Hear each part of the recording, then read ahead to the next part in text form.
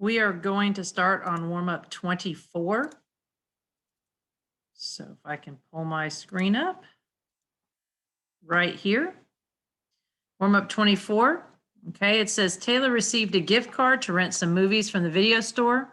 The cost of each movie is $2.50. The following equation could be used to determine the amount of money B left after M movies are rented.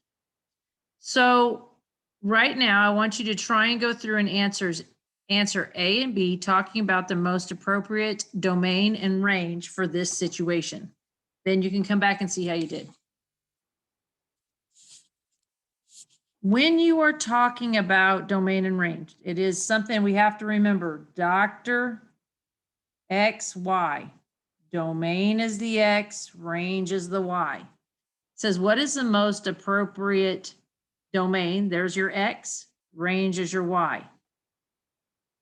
Now, one thing I do when I have an equation like what's up here to try and figure out what's your X and your Y, the dependent quantity is always the Y. And so I write it as Y equals 50 minus 2.5 X. That's going to help me know that the B is going to be the Y and the M is in the place of the X. So that shows me my independent and dependent variable. So it says, what's the appropriate domain? Domain is your X. X is M. M, right here it says, is the amount of movies that are rented. So if I'm trying to go through here, I need to find the amount of movies. And if you think about this,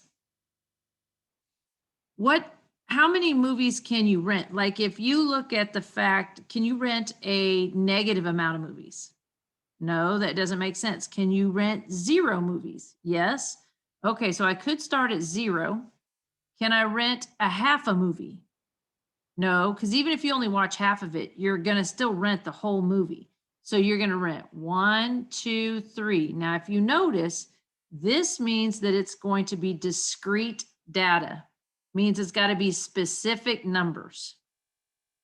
So one of the answer choices you would eliminate is all positive numbers. It won't be all positive. Yes, they're going to be positive, but you can't have fractions. No, oh, didn't want to write. No fractions. So it can't be this one. On C, it gives me negative numbers. I know I can't have that. I can't have any negatives.